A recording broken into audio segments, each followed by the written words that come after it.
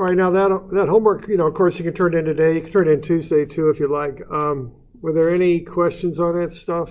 I think there were 4 of them if I remember right. There was the temperature stuff. Oh, that's right. Then the indeterminate stuff. So we okay with that? So this one's the simpler of the 2 indeterminates. It's simpler because the steel and the concrete both deform by the same amount. So delta steel is delta concrete. Are we okay with that one? We're doing all right. All right. This next one's maybe a little bit trickier because first you want to do a moment equation to get to this relationship here that 90,000 is 24 FBE plus 40 FCF. And then you use this similar triangle relationship to relate the deltas. Now that's not a perfect model, but it's pretty close, especially for these small angles like what you get when you start deforming metals and things. They don't deform very much, so that's going to work pretty well. So that allows you to relate delta B to delta C. And also, incidentally, that last part of the problem to delta D. That's another little similar triangle thing there, okay? So on this one, you just can't say that delta B equals delta C. They don't. They're based on similar triangles. You cross multiply your way out of that, and then you get to this relationship here, okay, that you have to include when you relate the deltas together. Okay. All right, so the deal on this stuff is there's one more unknown than you can handle with statics. So the way you approach that is you relate the deltas together, because delta's PL over AE. So when you relate the deltas together, you can plug in the PL over AE and thereby relate the P, the loads together. And that's another equation you can throw into this. I mean, the really advanced version of this is you do an energy balance on structures. And energy is force times distance, and you look at the force and you look at the deformation and combine those and get energy, and then you actually use energy to analyze this stuff. If you're civil, you probably do that in a structural analysis course down the road, junior level course. I don't know if you mechanicals get into this because you got so much other stuff to be doing. I don't know. You do a second strengths class, but I don't know if you do all this kind of intensive structural analysis like the civils do. All right, then the temperature stuff. Again, the way I look at this is I look at the final temperature as being the starting condition. Then I look at the constraints as pushing the object back to some position. So on this one here, if you look at that final temperature of 54, then you would have a delta of 0.0367, and that would extend that bar out. But of course, the ceiling's in the way, but the ceiling doesn't push it back by this amount. The ceiling pushes it back by that amount minus the gap, okay? And then you can use that delta. And notice I use different subscripts on the deltas, which aren't really standard or anything, but they try and describe what's going on. This is the delta due to temperature. This is how much the bar wants to expand. Okay, so that's epsilon temperature times L. This other delta is the delta that causes stress, okay, which isn't equal to the delta temperature. They're different, okay. So if you have delta stress, you can go then to PL over AE and solve for P based on that. And then the stress is just P over A. So, we're good with that? Okay. This last one gets a little bit, it's a little involved, but that's kind of how stuff is sometimes. All right, so the steps on this page, I'm just doing all the basic kind of background information. So I'm getting the change in temperature, I'm getting the areas of the 2 bars. We got a stainless bar and a cast iron bar. The stainless bar is bigger than the cast iron, and they're butted up against each other with no stress at 10 degrees. Then it goes up to 24, so the temperature goes up by 14 degrees. So what I just did there was just walk through each material. So I got the strain due to temperature, which is alpha delta T. And then I used the fact that if the strain is delta over L, delta is the strain times the length, and found the delta for each material, and then added those together to get the total overlap. So what I'm trying to show up there is that idea of overlap. Now that physically can't happen, but all the same, I think of that as being the starting position there, even though physically it can't happen. Obviously, you can't have materials overlapping like that. But I think of that as being the starting condition. So what's going to happen is they're both going to push on each other, and they're going to reach an equilibrium position. And one important concept here is that the equilibrium position is not the initial position that you see dimensioned here. They're different, okay? Because the stainless is bigger and it's stronger too, so the equilibrium position will probably be somewhere right about there, okay? It's going to push the cast iron back. And where they reach equilibrium is when the force in the stainless equals the force in the cast. That's the key idea here, is they reach equilibrium, static equilibrium. Okay. So we got that total overlap of 0.0002436. Okay, they'll reach equilibrium when you have equilibrium, so the load in the stainless will equal the load in the cast, and as we've gone over a few times, delta is PL over AE, so P is delta AE over L. So you set the delta AE over L equal for the stainless and the cast, and that allows you to get a ratio between delta stainless and delta cast. Okay? And once you've got that, you can work through the rest of it. Okay? Because you know the total overlap is what, 0.24, whatever the heck, 0.0002436, and you know the ratios between the deltas, and you know these two bars are going to push on each other and reach a final position there to the right of the initial position, because the stainless is bigger and stiffer. Okay. So you know that delta stainless plus delta cast iron, and these are different deltas. These aren't delta T's. Well, that equation works for delta T, but now we're going to use it for delta on account of the force, okay? So delta stainless plus delta cast, which is 3.1193 times delta stainless, is that overlap. So 4.193 times delta for the stainless is the overlap, so you can get the delta stainless, and then once you've got that, you can find the delta cast. You can check the deltas. They should add up to be the 0.0002436. And then once you've got the deltas, you can find the forces.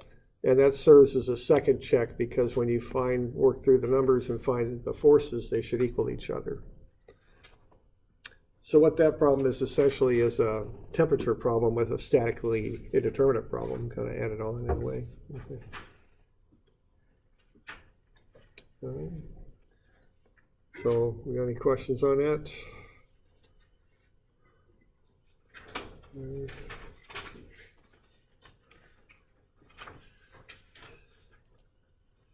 All right, so there you go. So you can turn that in today or tomorrow, either one. All right, so we're off to the next one then, and the next one is biaxial loading, okay? So we did the uniaxial loading. Let's look at biaxial now, and you know, if you know your English prefixes, bi means two, right? Okay, so now we're going to look at loading from two different dimensions. So just to kind of review a little bit on the uniaxial stuff, what we found with uniaxial loading is that you know, there's this one obvious place where you have loads occur, and that's on the standard cross-sectional face of a bar if you do a uniaxial test. However, you can find the stress on any angled plane that you're interested in, okay? So what we've been doing here so far is, okay, we apply a load to a bar, and I'm just looking at the uniaxial stuff just to review a little bit here. And if we do that, what the deal is we've been finding the stress on that face right there, okay? And that's the normal thing to do, and that's where the maximum stress acts, is on the standard cross-section. But you can use a bit of trig on that load and also to find the area of a face, and you can find the forces and stresses, both shear and normal, or axial, whatever you want to call it, on any angled plane you want, okay? And all of these stresses occur simultaneously on all of these different planes. So you can look at any plane you want, and there will be what they call a state of stress on that plane caused by that one load. So these all occur at the same time, on an infinite number of planes running through that thing. Okay? So that's kind of what we found out with the uniaxial, for starters anyway. And so we're going to find out the same thing for biaxial. Now the calculations will be more complex, but the idea is the same. Okay. So there's an example of biaxial loading. If you look at the Benton Center there, if you walk up the stairs, you'll see that connection there. It looks to me like they just had an old brick building and they kind of came in after the fact to make it stronger in an earthquake by adding that steel frame. I don't know, but that kind of looks that way. Okay, brick doesn't obviously do very well in an earthquake. It just kind of shakes to pieces. So they added some steel there to stiffen it up. All right, so there you see you might have some different loads on that plate there. You might, if these are in tension, they might pull. These might be in compression and push. So if you pull out a little piece of that plate there, that's going to be under a biaxial load. Same thing with what this thing here. This is called a gusset plate. Common way of joining steel members here. Like if you're building a truss bridge, you'll have gusset plates in there to join the members. They even use these now on wood roof trusses. Now they have those. I don't know my terms very well on this, but they have like a plywood plate with spikes in it. They pound it at the joints. Same idea there, okay? Now this looks like it's riveted into all these different truss members. So again, you know, if you remember from trusses from statics, those might be in tension, these might be pushing in. So if you pull out a little element here and analyze it, that's going to have stresses coming from two directions on it. So that's what we're looking at here. So I'm on page 300. I think it's still page 300 at least. So what we're going to do here is look at a plate that has some angled forces on it. All right. Now we can find the forces and stresses that act in the x and y directions. Okay. And we're going to have to get to that later. We're going to develop this biaxial theory first. But after we do this and spend a while going through all this stuff, we'll come back and look at some standard design situations like pressure vessels and torsional shafts and beams, and look at how you'd find the x and y stresses. Okay?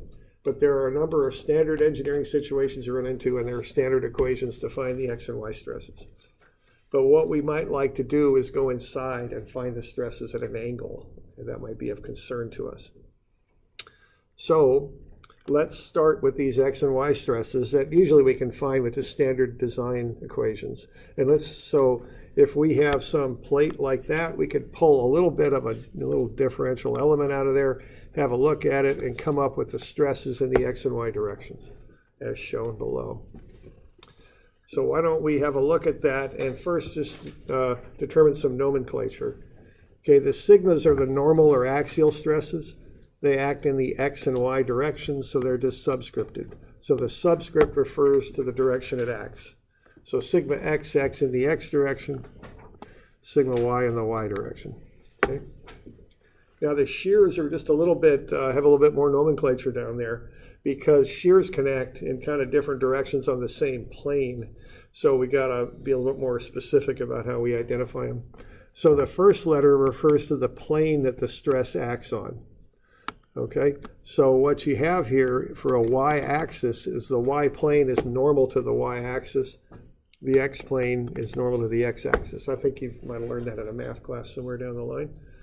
Okay, so that's one way to define those planes is by the axis that's normal to them.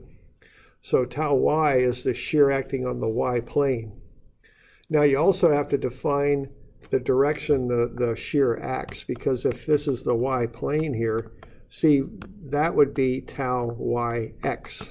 It's the shear in the y-plane acting in the x direction, because you could also have a shear going that way, which as I have this drawn would be the z direction. See, you could also have tau yz. So that's why we got a second letter, because we can have shears acting in two different directions on a given plane.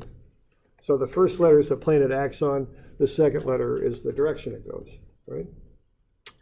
So we're in 2D, so we're going to deal either with tau yx or tau xy, one or the other. All right. So we got any questions on that stuff? Okay. All right, now the sign conventions, I think at least the axial normal type stresses, tension pulling is positive, compression pushing in is negative. So tension pulls out, compression pushes in. Now the shears, it's just like the moment sign convention. These shears come in pairs. So if it goes counterclockwise in 2D, it's positive. If it goes clockwise, it's negative. So even though their shear is not, I guess they're not really moments, but they do create a moment, so maybe they are moments. You look at them like they're couples. You'll remember doing couples back in statics. Same sign convention, okay? Counterclockwise positive, clockwise negative, okay?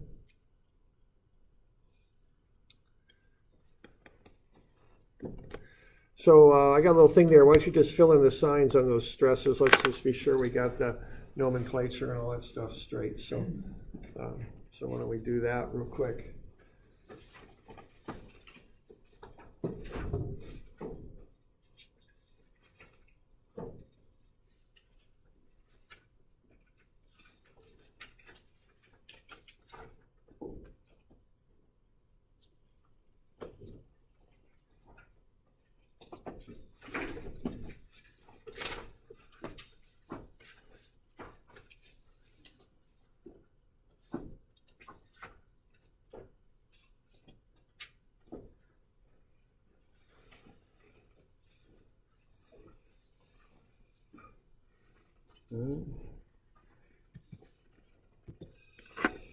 What do we got? Okay. All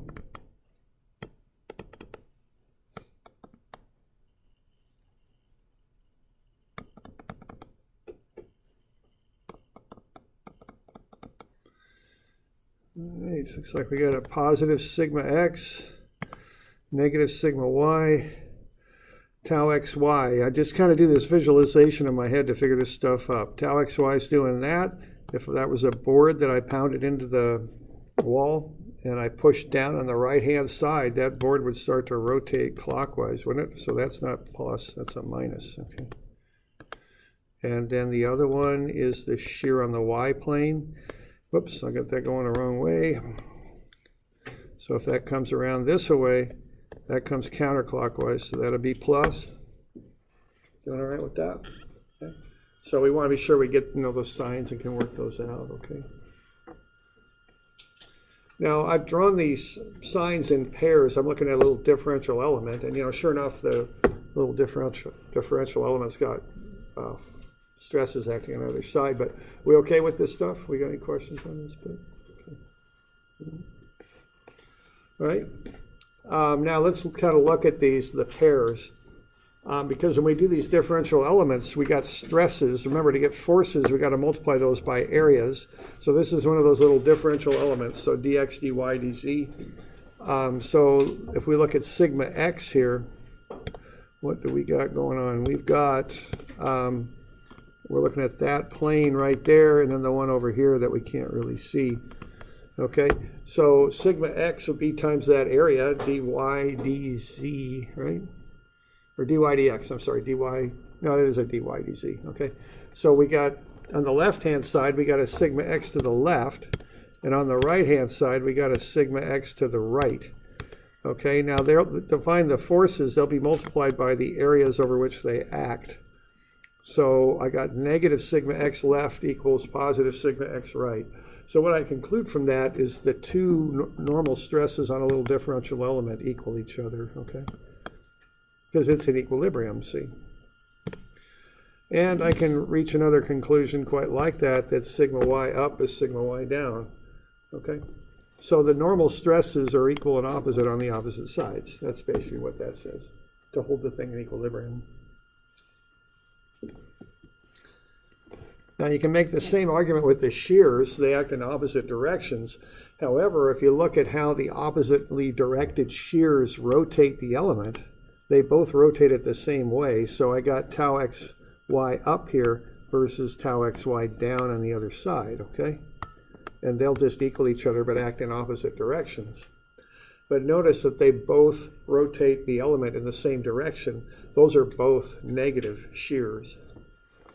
Whereas the ones on the top and bottom, again, act in opposite directions to hold equilibrium. And in so doing, they both would rotate the element counterclockwise, so they'd both be positive in this example. Okay. So the shears are equal and opposite on opposite sides too. However, the signs aren't opposite because shear is called out by that rotational sign. So the signs on those things would be the same, but I guess I'm kind of talking myself in a corner here because, again, with our stress sign conventions, these are both tensile. You know, so and all of these are tensile, so these would have the same sign too. So I guess all of these have the same sign, even though they act in opposite directions, okay? I guess that's what I should have said. All right. Now, so what we have here is the stresses on opposite sides are equal in magnitude, opposite in direction. Now we can make one other conclusion about the shear though, because we're pulling a little bit of a square element out of here.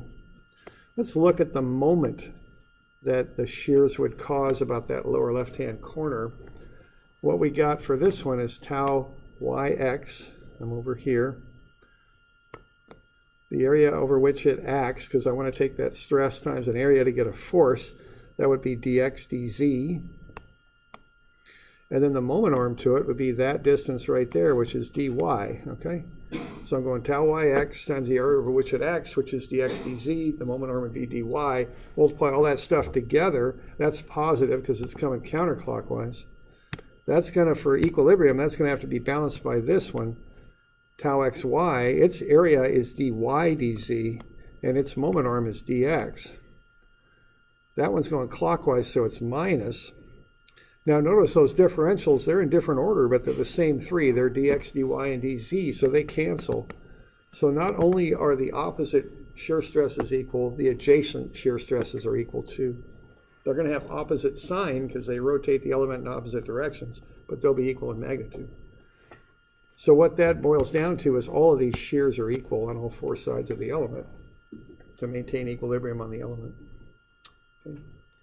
So we're pulling a little element out of like a plate or something. It's being held in equilibrium by all those atomic bonds that hold it in the plate. And now we're finding some things out about the stresses on the four sides of the element.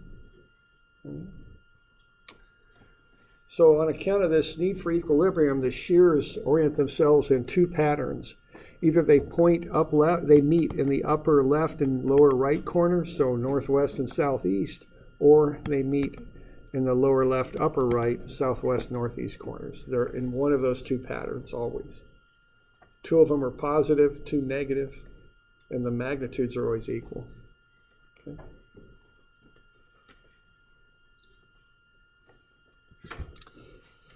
All right, so we good with all that business? Just a little background stuff.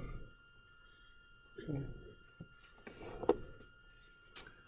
All right, now let's have a look at getting an equation to find the stresses at a given angle from the vertical reference plane. We're going to call the vertical plane our reference plane for biaxial.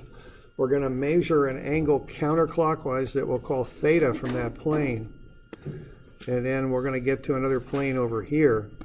And let's see if we can figure out, if we know the angle and if we know the stresses in the x and y directions, which we will from doing our design equations on whatever the heck it is we're designing, let's figure out what the unknown stress would be on some angled plane. So this is just like that uniaxial stuff. We've got some stress on an angled plane in an element. We're going to say we know the x and y strains. Let's find this stress, which we call sigma x1.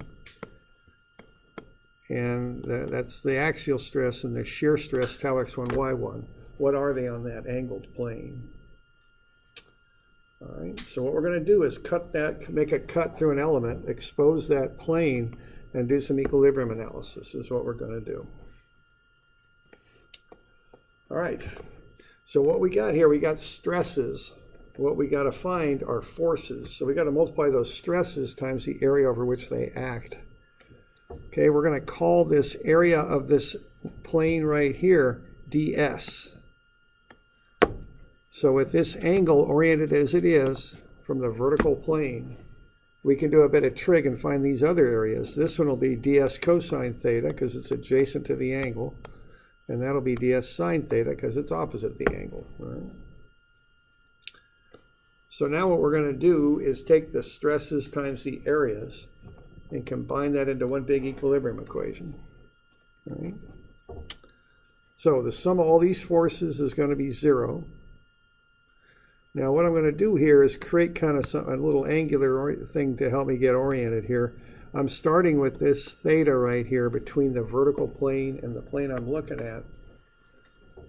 Okay, I've got two axes I could put on that plane, the one I'm showing here that's parallel and another one perpendicular. That would be 90. So that angle there is 90 minus theta. That's okay. Now if I put a horizontal axis in, that's another 90. So now I got 90 minus theta. That means that angle's theta. This angle up here is theta also by opposite angles, okay? So I've got that in there for your reference, a bunch of angles in there. All right, now we're going to derive this formula. We're not going to get too hung up on this derivation, though. We just want to understand how we're doing it. That's really what's important. The way we're doing it is we're doing an equilibrium analysis, taking stress times area in different directions. And this involves lots of trig, I guess, because we're kind of, our references are x and y, but we're coming in at this angle theta.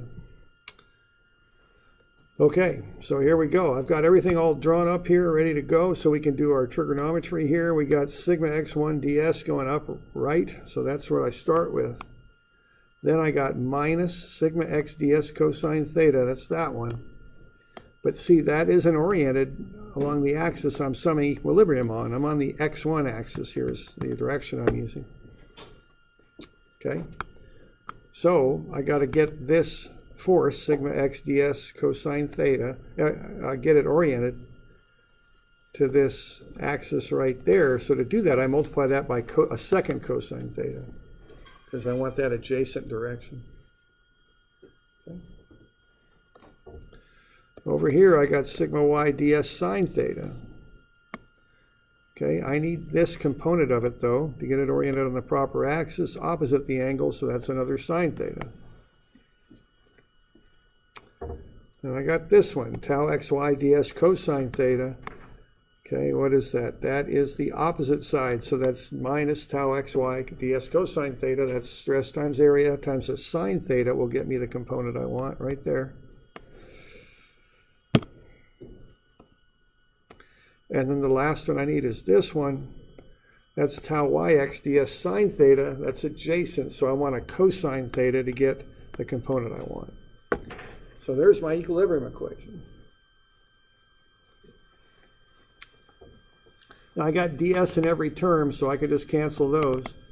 Okay, so they cancel out.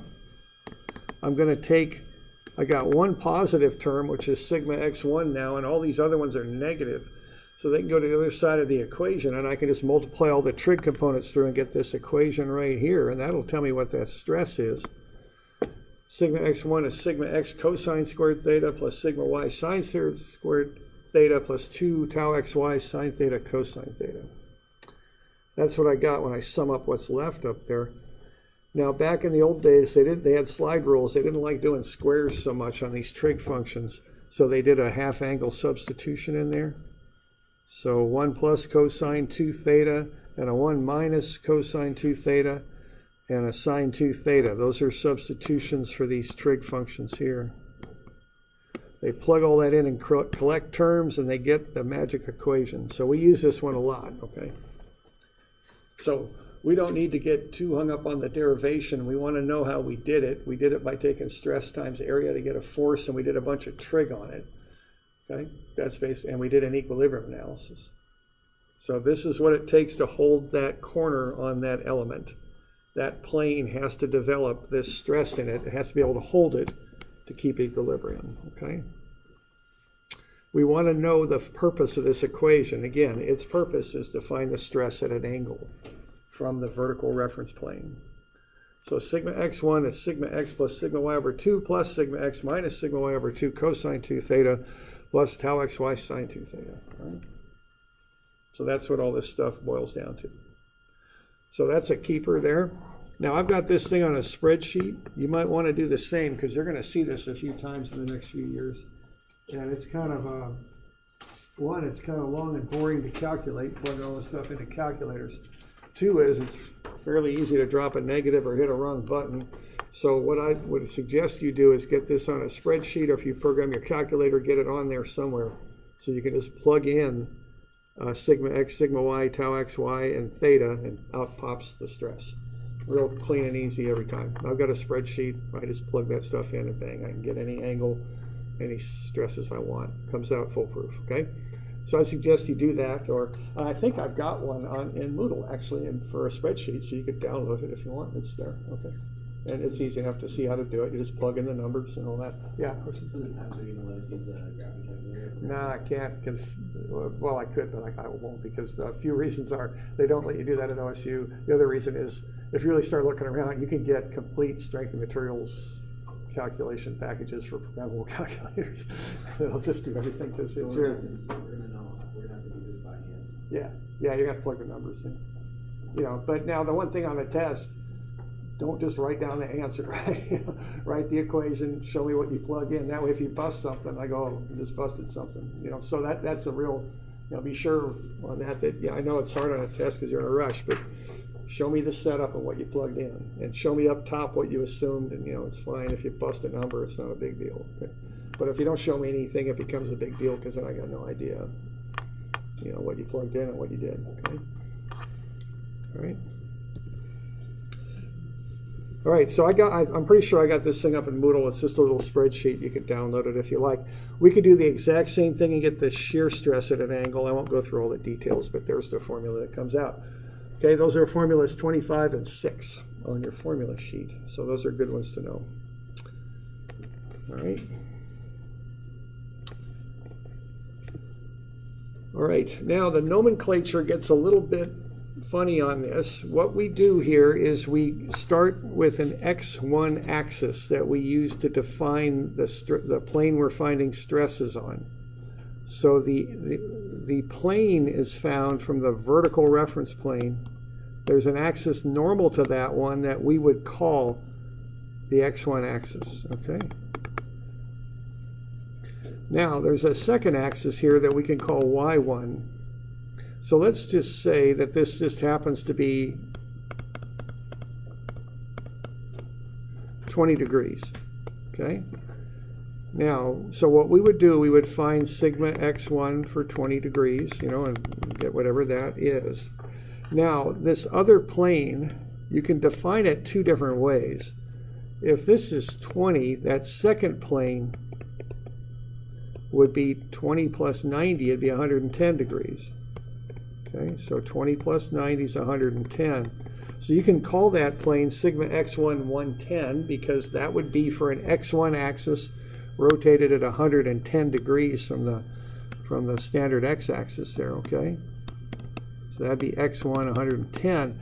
But you could also call it sigma y1 for 20 degrees, okay? You could call it either thing. They're the same, they both refer to the same plane. You see both notations used, so I just want to call that out, all right? It can be a point of confusion sometimes, but the nomenclature on this stuff gets a little funny, so that's one of the things I want to point out. That sigma x1 110 is the same thing as sigma y1 20. They both refer to the same plane. Okay?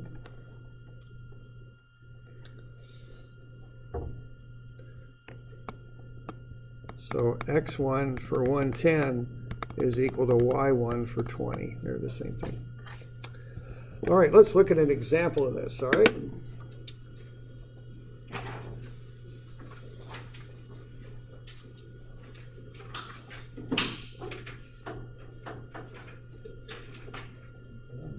This page 320 maybe? I'm not sure. 320? Looks like. All right, so here we go. So we've got a plate. We know it has those x and y stresses on it. We've run our design equations and come up with those. Let's find the stresses on that element oriented at 32 degrees as shown. So let's see what we can do with this. All right, so for starters, we want to come up with the inputs into our equation. I've written the equation down there for you. That's equation 25. Now, if you're using a spreadsheet on this on your homework, which you can, just you don't have to crunch all the numbers. Just give me the inputs, give me the equation, and then you can just say spreadsheet or something. You know, just tell me how you're getting the answer, and then write down the answer. Okay, that's fine. This stuff, it does get a little, I think the word is onerous, I think is the word for doing this sometimes, okay? So what I'm going to do first is I'm going to find sigma x, sigma y, and tau xy. And notice they're not given, they're on a sketch, but those numbers aren't given. You got to look at them. So just take a minute and fill those in. What are those three things with their proper signs and all that stuff, okay? So get used to reading the sketches there. I'm on page 320.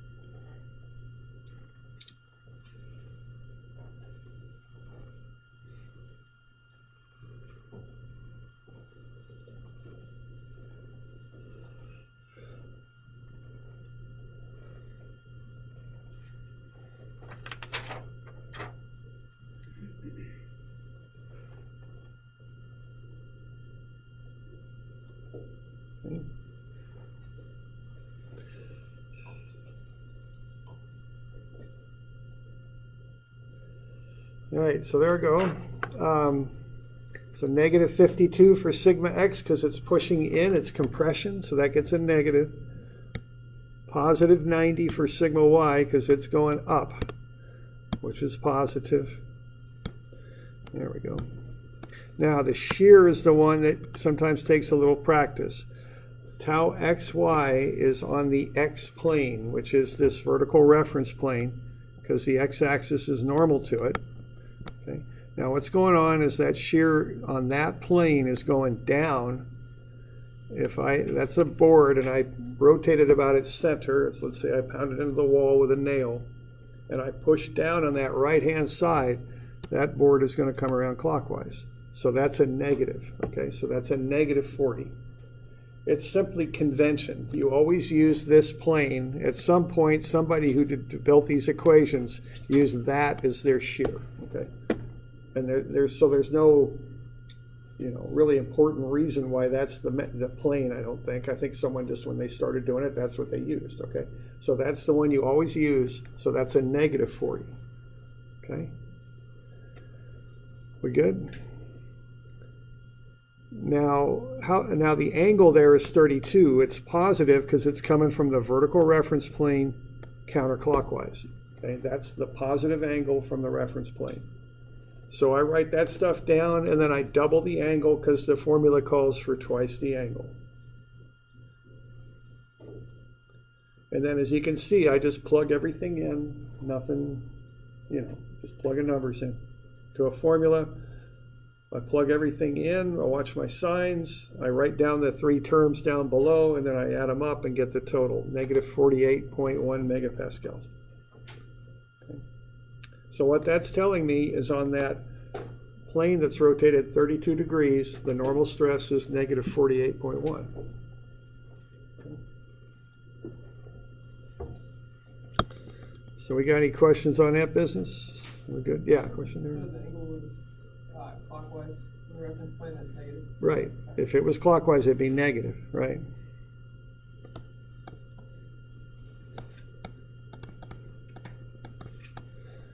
Now, just a real quick question here. What if I gave you that angle right there? What would the reference angle be to that plane? Spoiler alert, it's a trick question. What would it be? B32, okay, same plane, okay. So they can dimension the angle any which way they might like, but the equations were developed from the vertical plane counterclockwise. So this plane that I've just referenced is parallel to this one. They're the same plane as far as the geometry goes, and from the vertical plane to that, you go 32 counterclockwise. So even though that's shown as 58, it's from the horizontal plane and it's clockwise. So, you can dimension the dang angle any way you want, but you gotta, when you set up that equation, it's gotta be from the vertical plane counterclockwise. When you plug it into the equation, that's just how the thing was set up. All right, so just remember that. Okay, always the vertical plane counterclockwise positive. Okay. Okay, so we run those numbers, we get negative 48.1. That was so much fun, we do it a second time, okay, for the other angle. So what we're at, now we want to find the stresses on this element right here, okay? That's 90 degrees off of 32, so I'm getting 32 plus 90. That gets me 122. Double that up, I get 244. So I can then do the exact same equation, plug in a different angle. Instead of the 64, I use 244 now, and I'll get a second stress. That's the stress on that plane. So you can see why you might want to get this equation programmed, because it's just a fair amount of work crunching the numbers, and often you do it twice for two different angles. Just plug them in, do a spreadsheet, and get the answer out. Okay.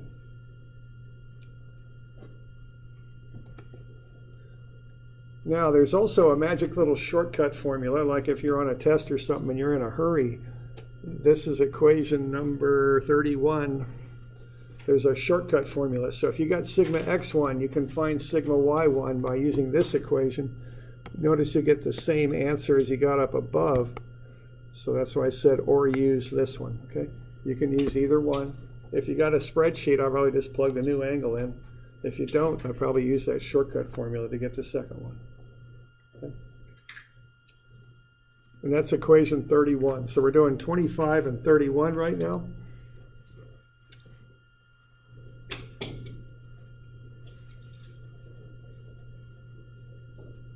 Okay.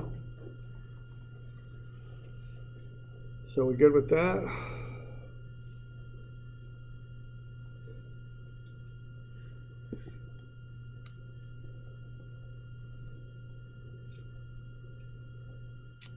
Okay. Now we could also find the shear stress on the original plane we were working with. That's the 32-degree plane. Okay, so double that up and you get 64. Plug 64 into equation 26, which is the shear formula, and we can find the shear stress on that plane. All right.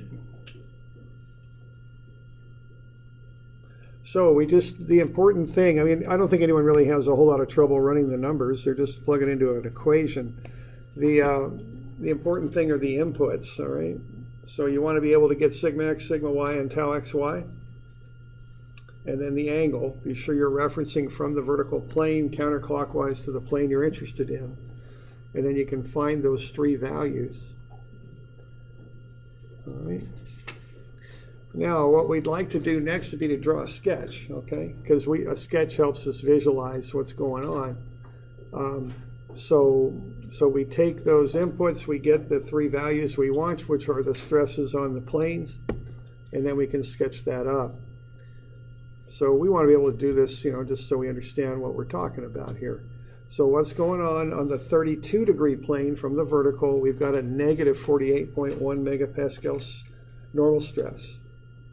On the 122-degree plane, we've got a second stress that's positive, 86.1. That's 90 degrees off of the off of the 32-degree plane. Okay. And then we've got the shear on the 32-degree plane is positive. So what that means is this shear right here is positive, meaning it rotates the element counterclockwise. Okay, so that's what's going on there. Now, if that one's positive, the one on the other side is positive, which actually means it's oppositely directed. But it also would rotate the element counterclockwise.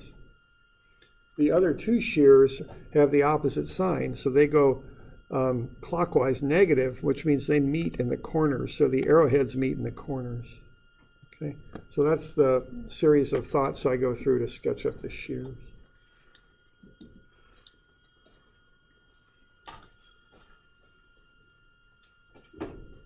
All right. So that's a bit on biaxial stress there. We got any questions on that stuff?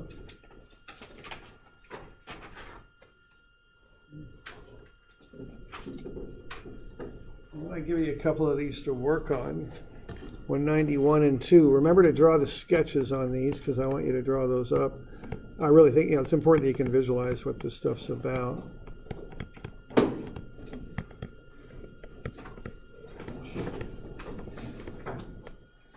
So just remember to do that. We'll make these due Wednesday also, which I think is the 17th. Okay.